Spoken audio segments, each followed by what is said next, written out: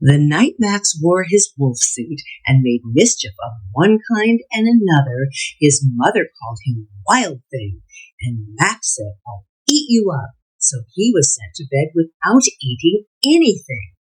That very night, he sailed off through night and day to where the wild things are. And when he came to the place where the wild things are, they roared their terrible roars and gnashed their terrible teeth and rolled their terrible eyes and showed their terrible claws, till Max said, "Be still," and tamed them with the magic trick of staring into all their yellow eyes without blinking once, and they were frightened and called him the most wild thing of all, and made him king of all wild things.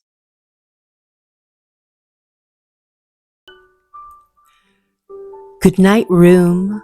Good night, moon. Good night, light and the red balloon. Good night, bears. Good night, chairs. Good night, kittens. Good night, mittens. Good night, clocks. Good night, socks. Good night, comb. Good night, brush. Good night, nobody. Good night, mush. Good night to the old lady whispering, hush. Good night, stars. Good night, air. Good night, noises everywhere.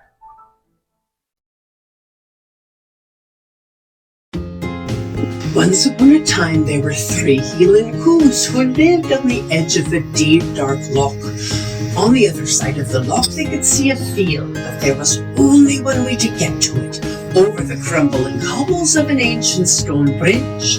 And in the deep, dark depths of the loch lived a terrifically terrifying kelpie, and there was nothing she liked to eat more than a nice, juicy Heilan Coo.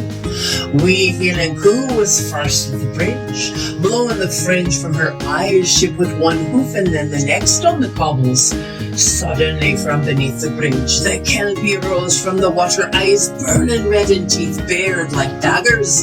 Wee Heilan Coo squeaked, "I'm sorry, I was going to find some grass to eat on the other side." The kelpie laughed, "Wished we could. I'm hungry too, and I'm going to have you for my supper." In an old house in Paris that was covered with vines lived 12 little girls in 2 straight lines. In 2 straight lines they broke their bread and brushed their teeth and went to bed. They left the house at 9:30. In rain or shine, the smallest one was Madeline. She was not afraid of mice. She loved winter, snow and ice. To the tiger in the zoo, Madeline just said, "Pooh, pooh." And nobody knew so well how to frighten Miss Clavel. In the middle of one night, Miss Clavel turned on the light and said, "Something is not right." One day, when the sun had come back to the forest, bringing with it the scent of May, and all the students of the forest were tinkling happily to find themselves their own pretty shape again. Little pools lay dreaming of the life they had seen, and the big things they had done. In the warmth and quiet of the forest, Pooh was trying over his voice carefully, and listening to see if he liked it, and wood pigeons were complaining gently to themselves in their lazy, comfortable way. What the other fellows thought didn't matter very much. On such a day as Christopher Robin whistled in a special way he had. Owl came flying out of the 100-acre wood to see what he wanted. "Owl," said Christopher Robin, "I'm going to give a party." A moment after, the window was blown open by the breathing of the little stars, and Peter dropped in. "Tinkerbell," he called softly, "tell me, do you know where they put my shadow?" Tink said that the shadow was in the big box. She meant the chest of drawers, and Peter jumped, scattering their contents as kings toss halfpence to the crowd. He thought that he and his shadow, when brought near each other, would join like drops of water, and when they did not, he sat on the floor and cried. His sobs woke Wendy, and she sat up in bed. She was not alarmed to see a stranger crying on the nursery floor. She was only pleasantly interested. "Boy," she said courteously, "why are you crying?" Peter could be exceedingly polite, and he rose and bowed to her beautifully. "What's your name?" he asked.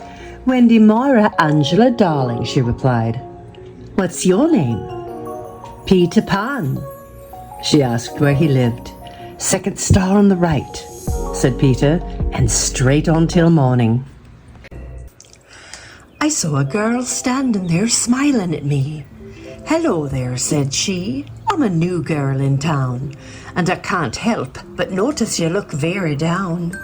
My name is Sinead Fanula O'Brien. If you don't mind me asking you, why are you crying?" "Oh, you'll never believe what just happened back there. A leprechaun tricked me and ran off, I swear." Then softly said she, "Come to my house for tea. A nice chat will make you feel better, you'll see."